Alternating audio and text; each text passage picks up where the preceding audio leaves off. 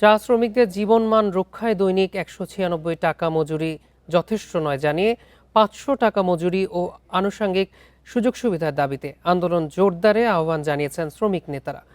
দুপুরে মৌলভীবাজার পৌরসভা মিলনায়তনে বাংলাদেশ চা শ্রমিক ফেডারেশন কেন্দ্রীয় কমিটির উদ্যোগে আয়োজিত মতবিনিময় সভায় এ দাবি জানান তারা।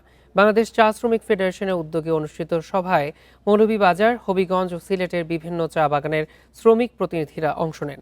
এ সময় বক্তারা বলেন, বর্তমান বাজার দর ও জীবনযাত্রার ব্যয়ের তুলনায় ১৯৬ টাকা দৈনিক মজুরি কোনোভাবেই যথেষ্ট নয়। শ্রমিকদের জীবনমান বিবেচনায় নগদ মজুরি ন্যূনতম ৫০০ টাকা নির্ধারণ এবং পৃথক মজুরি বোর্ড গঠনের দাবি জানান তারা।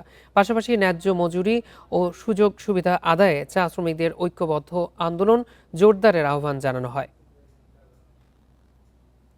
যে দাবিগুলো আমরা করতে চাই যে ৫০০ টাকা ন্যূনতম মজুরি নির্ধারণ করো, তারপরে কি একটা সুষ্ঠু অবাধ নির্বাচন দাও, ইউনিয়নটা যেন শ্রমিকদের প্রতিনিধি হয়, শ্রমিকদের ভোট নিয়ে মালিকের কথা বলা চলবে না।